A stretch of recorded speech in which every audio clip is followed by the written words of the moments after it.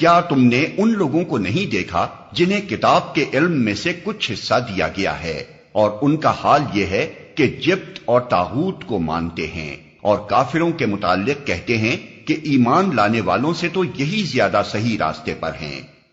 ایسے ہی لوگ ہیں جن پر اللہ نے لعنت کی ہے، اور جس پر اللہ لعنت کر دے پھر تم اس کا کوئی مددگار نہیں پاؤ گے۔ جبت کے اصل معنی بے حقیقت، بے اصل اور بے فائدہ چیز کے ہیں۔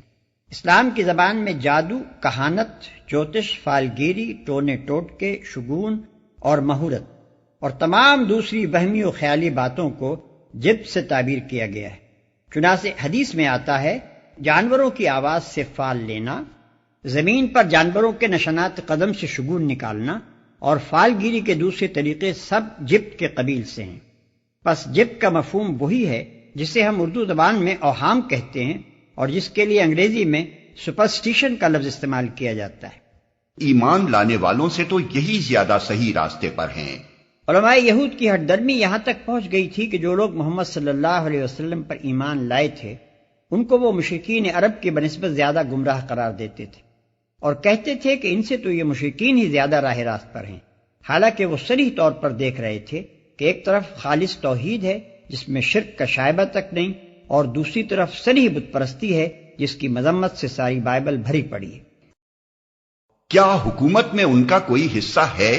اگر ایسا ہوتا تو یہ دوسروں کو ایک پھوٹی کوڑی تک نہ دیتے۔ یعنی کیا خدا کی حکومت کا کوئی حصہ ان کے قبضے میں ہے کہ یہ فیصلہ کرنے چلے ہیں کہ کون برسر ہدایت ہے اور کون نہیں ہے؟ اگر ایسا ہوتا تو ان کے ہاتھوں دوسروں کو ایک پھوٹی کوڑی بھی نصیب نہ ہوتی، کیونکہ ان کے دل تو اتنے چھوٹے ہیں کہ ان سے حق کا اعتراف تک نہیں ہو سکتا۔ دوسرا مطلب یہ بھی ہو سکتا ہے کہ کیا ان کے پاس کسی ملک کی حکومت ہے کہ اس میں دوسرے لوگ حصہ بٹانا چاہتے ہیں اور یہ انہیں اس میں سے کچھ نہیں دینا چاہتے؟ یہاں تو محض اعتراف حق کا سوال درپیش ہے اور اس میں بھی یہ بخل سے کام لے رہے ہیں۔ پھر کیا یہ دوسروں سے اس لیے حسد کرتے ہیں کہ اللہ نے انہیں اپنے فضل سے نواز دیا؟ اگر یہ بات ہے تو انہیں معلوم ہو کہ ہم نے تو ابراہیم کی اولاد کو کتاب اور حکمت عطا کی اور ملک عظیم بخش دیا۔ اللہ نے انہیں اپنے فضل سے نواز دیا۔ یعنی یہ اپنی نااہلی کے باوجود اللہ کے جس فضل اور جس انعام کی آس خود لگائے بیٹھے تھے، اس سے جب دوسرے لوگ سرفراز کر دیے گئے اور عرب کے امیوں میں ایک عظیم الشان نبی کے ظہور سے وہ روحانی و اخلاقی و ذہنی و عملی زندگی پیدا ہو گئی جس کا لازمی نتیجہ عروج و سربلندی ہے، تو اب یہ اس پر حسد کر رہے ہیں اور یہ باتیں اسی حسد کے بنا پر ان کے منہ سے نکل رہی۔ ملک عظیم بخش دیا۔ ملک عظیم سے مراد دنیا کی امامت و رہنمائی اور اقوام عالم پر قائدانہ اقتدار ہے، جو کتاب اللہ کا علم پانے اور اس علم و حکمت کے مطابق عمل کرنے سے لازماً حاصل ہوتا ہے۔ مگر ان میں سے کوئی اس پر ایمان لایا اور کوئی اس سے منہ موڑ گیا، اور منہ موڑنے والوں کے لیے تو بس جہنم کی بھڑکتی ہوئی آگ ہی کافی ہے۔ اور کوئی اس سے منہ موڑ گیا۔ یاد رہے کہ یہاں جواب بنی اسرائیل کی حاسدانہ باتوں کا دیا جا رہا ہے۔ اس جواب کا مطلب یہ ہے کہ تم لوگ آخر جلتے کس بات پر ہو؟ تم بھی ابراہیم کی اولاد ہو اور یہ بنی اسماعیل بھی ابراہیم ہی کی اولاد ہیں۔ ابراہیم سے دنیا کی امامت کا جو وعدہ ہم نے کیا تھا وہ آل ابراہیم میں سے صرف ان لوگوں کے لیے تھا جو ہماری بھیجی ہوئی کتاب و حکمت کی پیروی کریں۔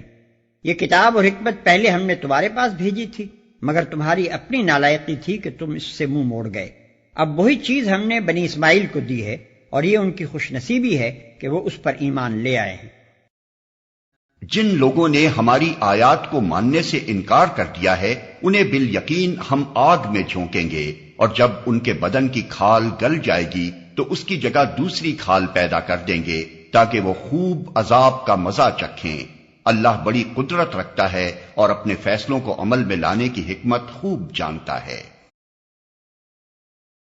اور جن لوگوں نے ہماری آیات کو مان لیا اور نیک عمل کیے ان کو ہم ایسے باغوں میں داخل کریں گے جن کے نیچے نہریں بہتی ہوں گی، جہاں وہ ہمیشہ ہمیشہ رہیں گے، اور ان کو پاکیزہ بیویاں ملیں گی اور انہیں ہم گھنی چھاؤں میں رکھیں گے۔ مسلمانوں، اللہ تمہیں حکم دیتا ہے کہ امانتیں اہل امانت کے سپرد کر دو، اور جب لوگوں کے درمیان فیصلہ کرو تو عدل کے ساتھ کرو۔ اللہ تم کو نہایت عمدہ نصیحت کرتا ہے، اور یقیناً اللہ سب کچھ سنتا اور دیکھتا ہے۔ اور جب لوگوں کے درمیان فیصلہ کرو تو عدل کے ساتھ کرو۔ یعنی تم ان برائیوں سے بچے رہنا جن میں بنی اسرائیل مبتلا ہو گئے ہیں۔ بنی اسرائیل کی بنیادی غلطیوں میں سے ایک یہ تھی کہ انہوں نے اپنے انحطاط کے زمانے میں امانتیں یعنی ذمہ داری کے منصب اور مذہبی پیشوائی اور قومی سرداری کے مرتبے یعنی پوزیشنز آف ٹرسٹ ایسے لوگوں کو دینے شروع کر دیے جو نااہل، کم ظرف، بد اخلاق، بد دیانت اور بدکار تھے۔ نتیجہ یہ ہوا کہ برے لوگوں کی قیادت میں ساری قوم خراب ہوتی چلی گئی۔ مسلمانوں کو ہدایت کی جا رہی ہے کہ تم ایسا نہ کرنا، بلکہ امانتیں ان لوگوں کے سپرد کرنا جو ان کے اہل ہوں، یعنی جن میں بار امانت اٹھانے کی صلاحیت ہو۔ بنی اسرائیل کی دوسری بڑی کمزوری یہ تھی کہ وہ انصاف کی روح سے خالی ہو گئے۔ وہ شخصی اور قومی اغراض کے لیے بے تکلف ایمان نگل جاتے تھے، صریح ہٹ دھرمی برت جاتے تھے، انصاف کے گلے پر چھری پھیرنے میں انہیں ذرا تامل نہ ہوتا تھا۔ ان کی بے انصافی کا تلخ ترین تجربہ اس زمانے میں خود مسلمانوں کو ہو رہا تھا۔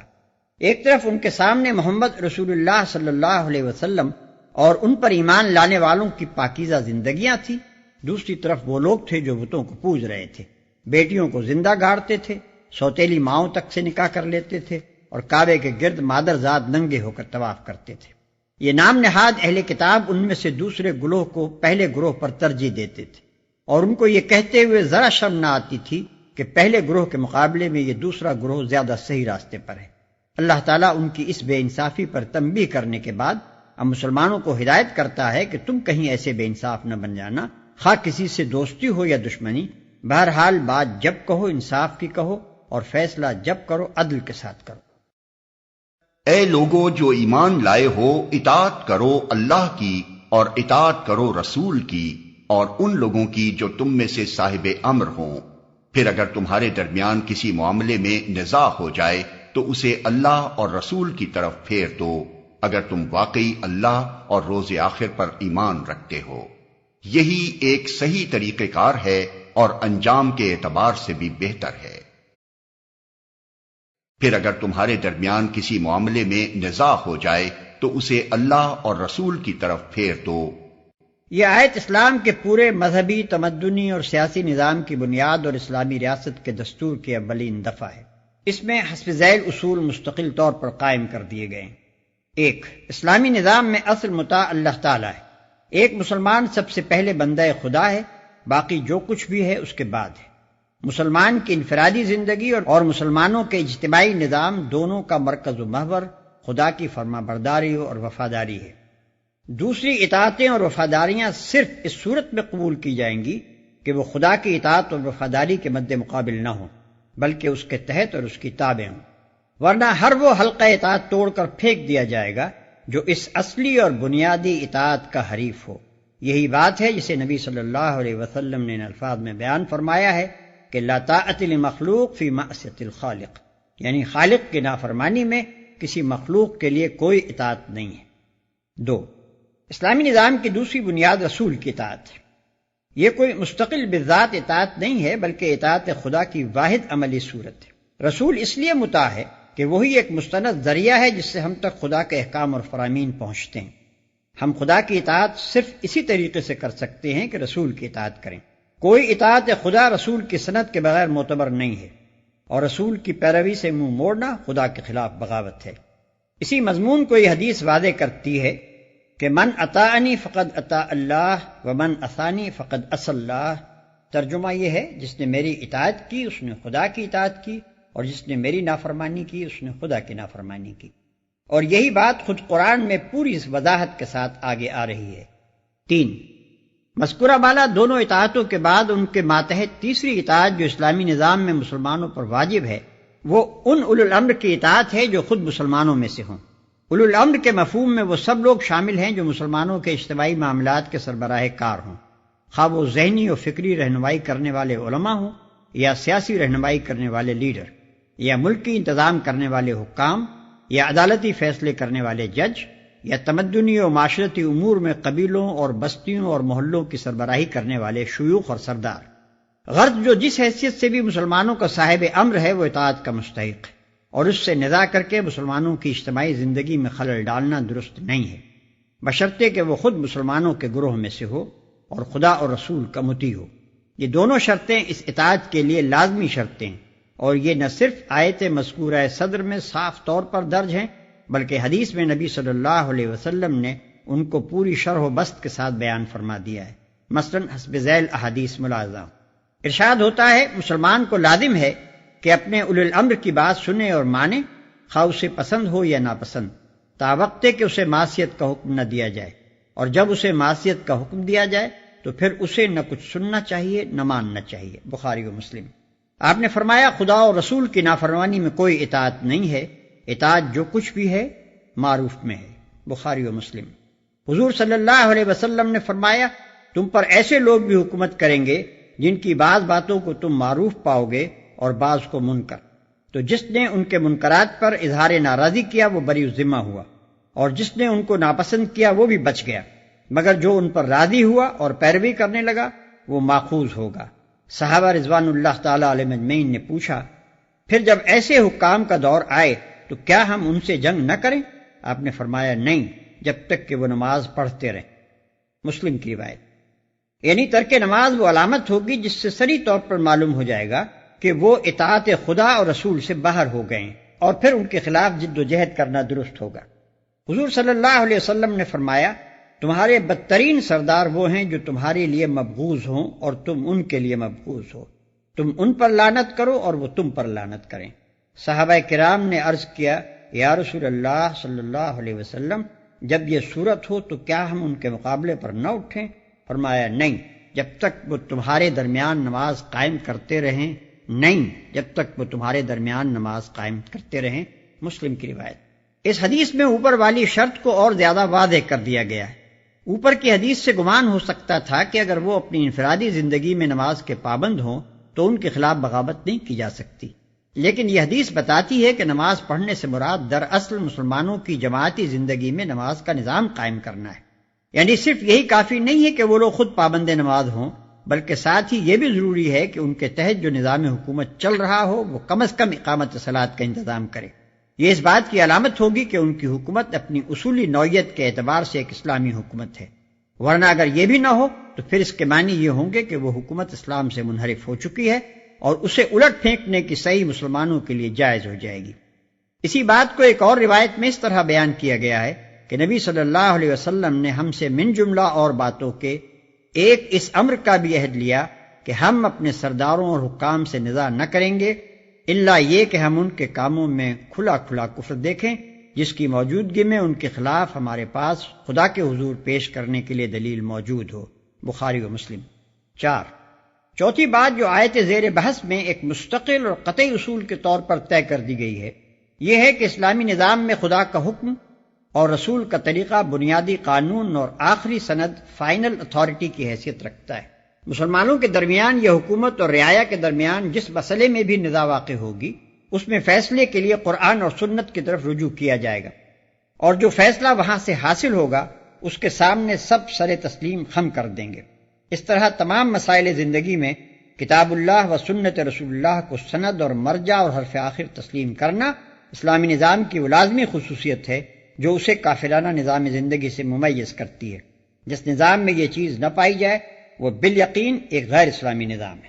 اس موقع پر بعض لوگ یہ شبہ پیش کرتے ہیں کہ تمام مسائل زندگی کے فیصلے کے لیے کتاب اللہ و سنت رسول اللہ کی طرف کیسے رجوع کیا جا سکتا ہے جبکہ میونسپلٹی اور ریلوے اور ڈاک خانے کے قواعد و ضوابط اور ایسے ہی بے شمار معاملات کے احکام سرے سے وہاں موجود ہی نہیں ہیں۔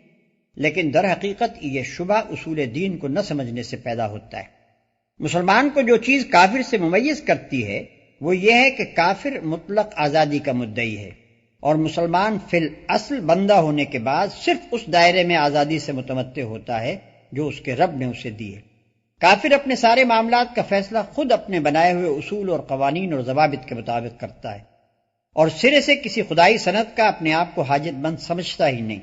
اس کے برعکس مسلمان اپنے ہر معاملے میں سب سے پہلے خدا اور اس کے رسول صلی اللہ علیہ وسلم کی طرف رجوع کرتا ہے، پھر اگر وہاں سے کوئی حکم ملے تو وہ اس کی پیروی کرتا ہے، اور اگر کوئی حکم نہ ملے تو وہ صرف اسی صورت میں آزادی عمل برتتا ہے، اور اس کی یہ آزادی عمل اس حجت پر مبنی ہوتی ہے کہ اس معاملے میں شارع کا کوئی حکم نہ دینا اس کی طرف سے آزادی عمل عطا کیے جانے کی دلیل ہے۔ یہی ایک صحیح طریقہ کار ہے اور انجام کے اعتبار سے بھی بہتر ہے۔ قرآن مجید چونکہ محض کتاب آئین ہی نہیں ہے بلکہ کتاب تعلیم و تلقین اور صحیفہ وعظ و ارشاد بھی ہے، اس لیے پہلے فقرے میں جو قانونی اصول بیان کیے گئے تھے اب اس دوسرے فقرے میں ان کی حکمت و مصلحت سمجھائی جا رہی ہے۔ اس میں دو باتیں ارشاد ہوئی ہیں، ایک یہ کہ مذکورہ بالا چاروں اصولوں کی پیروی کرنا ایمان کا لازمی تقاضا ہے۔ مسلمان ہونے کا دعویٰ اور ان اصولوں سے انحراف، یہ دونوں چیزیں ایک جگہ جمع نہیں ہو سکتی۔ دوسرے یہ کہ ان اصولوں پر اپنے نظام زندگی کو تعمیر کرنے ہی میں مسلمانوں کی بہتری بھی ہے۔ صرف یہی ایک چیز ان کو دنیا میں صراط مستقیم پر قائم رکھ سکتی ہے، اور اسی سے ان کی عاقبت بھی درست ہو سکتی ہے۔ یہ نصیحت ٹھیک اس تقریر کے خاتمے پر ارشاد ہوئی ہے جس میں یہودیوں کی اخلاقی اور دینی حالت پر تبصرہ کیا جا رہا تھا۔ اس طرح ایک نہایت لطیف طریقے سے مسلمانوں کو متنبہ کیا گیا ہے کہ تمہاری پیش رو امت دین کے ان بنیادی اصولوں سے منحرف ہو کر جس پستی میں گر چکی ہے اس سے عبرت حاصل کرو۔ جب کوئی گروہ خدا کی کتاب اور اس کے رسول کی ہدایت کو پس پش ڈال دیتا ہے اور ایسے سرداروں اور رہنماؤں کے پیچھے لگ جاتا ہے جو خدا اور رسول کے مطیع فرمان نہ ہو، اور اپنے مذہبی پیشواؤں اور سیاسی حاکموں سے کتاب و سنت کی سند پوچھے بغیر ان کی اطاعت کرنے لگتا ہے، تو وہ ان خرابیوں میں مبتلا ہونے سے کسی طرح بچ نہیں سکتا جن میں بنی اسرائیل مبتلا ہوئے۔ اے نبی، تم نے دیکھا نہیں ان لوگوں کو جو دعویٰ تو کرتے ہیں کہ ہم ایمان لائے ہیں اس کتاب پر جو تمہاری طرف نازل کی گئی ہے اور ان کتابوں پر جو تم سے پہلے نازل کی گئی تھیں، مگر چاہتے یہ ہیں کہ اپنے معاملات کا فیصلہ کرانے کے لیے طاغوت کی طرف رجوع کریں، حالانکہ انہیں طاغوت سے کفر کرنے کا حکم دیا گیا تھا۔